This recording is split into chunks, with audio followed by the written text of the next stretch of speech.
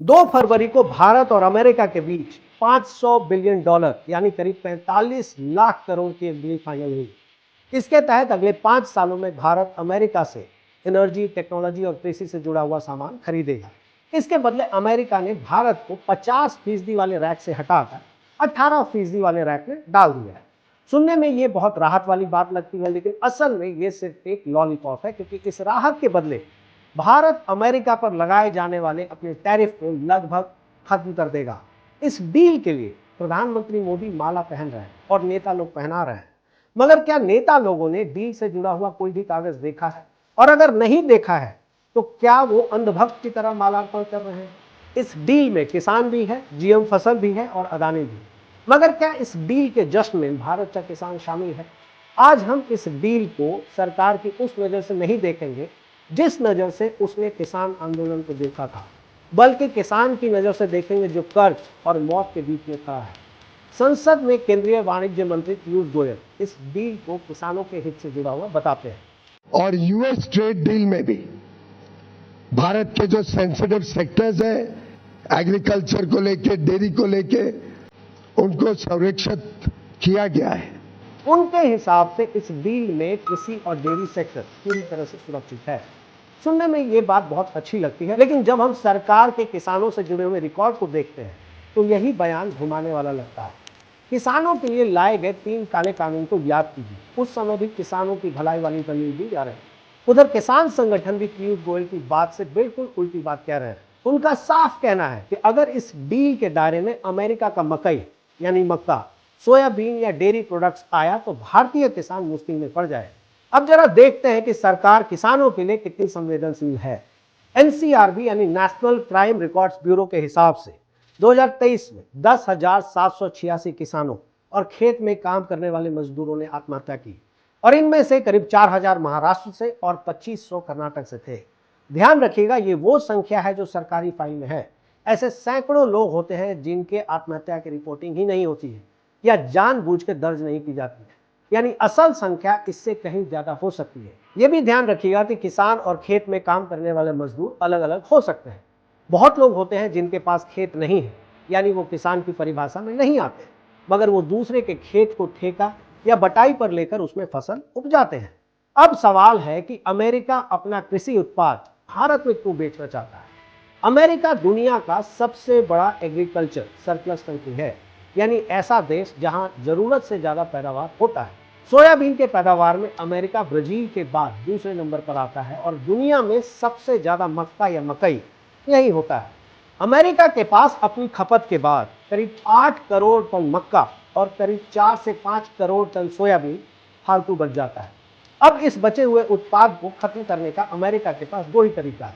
पहला कि इसे सड़ने दो, लेकिन ऐसा करने से अमेरिकी किसानों को नुकसान होगा और इसका सीधा असर राष्ट्रपति चुनाव पर दिखेगा। और दूसरा कि उपज किसी और देश को बेच दिया जाए, जिससे किसान भी खुश और सरकार भी खुश। और जाहिर सी बात है, कोई भी सरकार यही रास्ता चुनेगी। लेकिन अब सवाल आता है कि इतनी बड़ी मात्रा को बेचेंगे कहां? तो अब पिक्चर में आता है चीन और भारत।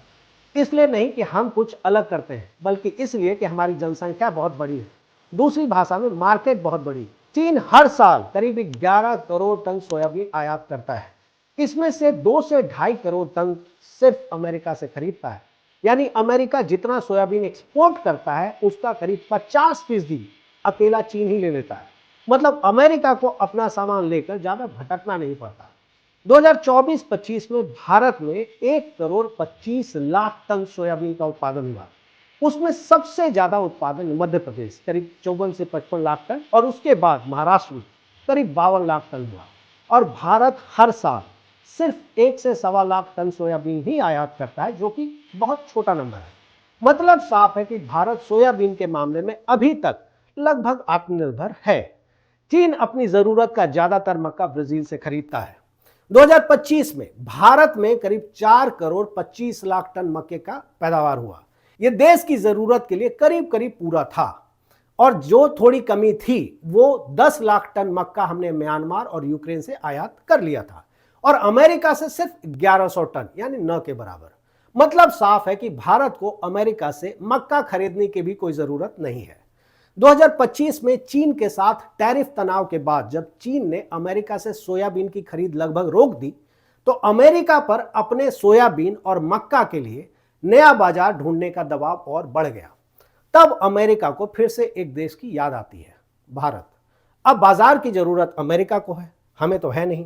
तो क्या ऐसे में हमें इन चीजों से इंपोर्ट ड्यूटी खत्म कर देनी चाहिए? बिल्कुल नहीं। लेकिन फिर भी अगर भारत इंपोर्ट ड्यूटी हटा देता है तो अमेरिकी सोयाबीन भारतीय सोयाबीन के मुकाबले करीब 15 से 20 हजार रुपए प्रति टन सस्ता हो सकता है। ऐसे में अगर यह सोयाबीन भारत में आने दिया गया तो सबसे पहले असर पड़ेगा महाराष्ट्र और मध्य प्रदेश जैसे राज्यों के किसानों पर, क्योंकि फसलों के दाम गिरेंगे, कर्ज बढ़ेगा और दुर्भाग्य से किसानों की मुश्किलें और आत्महत्याएं दोनों बढ़ सकती हैं। लेकिन ये बात तो किसान के लिए है। इसके अलावा एक और कारण है जो पूरे देश के लिए चिंता का विषय होना चाहिए। अमेरिका का करीब 94% मक्का और सोयाबीन जीएम यानी जेनेटिकली मॉडिफाइड होता है। भारत आज भी जीएम फूड फसलों की खेती और आयात की इजाजत नहीं देता, क्योंकि जीएम फसलों के सेहत पर लंबे समय तक पड़ने वाले असर को लेकर आज भी रिसर्च जारी है। ऐसे में अगर इन फसलों को भारत में आने दिया गया तो भारत जीएम फसलों का एक एक्सपेरिमेंटल लैब बन सकता है। और अगर इस डील के दबाव में जीएम मक्का या जीएम सोयाबीन को इथेनॉल बनाने या किसी और बहाने से भारत में घुसाया गया तो ये जीएम को पिछले दरवाजे से देश में घुसाने जैसा होगा। और अगर जीएम बीज को भी आने दिया गया तो आने वाले समय में भारत में मोनसैंटो जैसी मल्टीनेशनल कंपनियों की मोनोपोली तय है। हर साल किसानों को नया बीज खरीदना ही होगा। खेती पर किसान की जगह कॉरपोरेट का कंट्रोल होगा और किसान की हालत पहले से भी बदतर हो जाएगी। सरकार रेगुलेशंस की बात कर सकती है, लेकिन रेगुलेशंस कितना काम करता है इसको समझने के लिए आप टेलीकॉम सेक्टर या किसी भी सेक्टर को उठा लीजिए। अब सवाल यह है कि अगर किसान को नुकसान है तो फायदा किसे है? इतनी बड़ी डील हो, मोदी हो और अदानी बाहर रहे, यह संभव नहीं है। एक कंपनी है AWL, ये पहले अदानी विल्मार के नाम से जाना जाता था। ये फॉर्चून ब्रांड के तेल और बासमती चावल को अमेरिका भेजती है।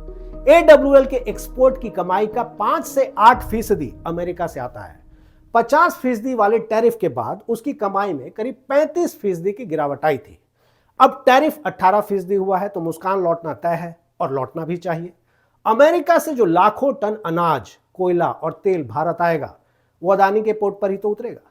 यानी किसान की फसल का दाम गिरे या किसान आत्महत्या करे, पोर्ट्स और लॉजिस्टिक्स चलाने वाले कॉर्पोरेट्स की तिजोरी भरनी तो तय है। आपको अभी समझ में आ गया होगा कि हवाई अड्डा और पोर्ट क्यों खरीदवाया गया। सवाल यह नहीं है कि अदानी को फायदा होगा या नुकसान, वो एक बिजनेसमैन है, उन्हें फायदा होना चाहिए। सवाल यह है कि जो नीतियां बन रही हैं, जो डील हो रहा है, वो किसान और देश के लिए है या दोस्त के लिए?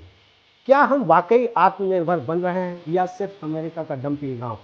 अपनी राय कमेंट में जरूर लिखें और इस वीडियो को हर किसान तक पहुंचाएं। धन्यवाद।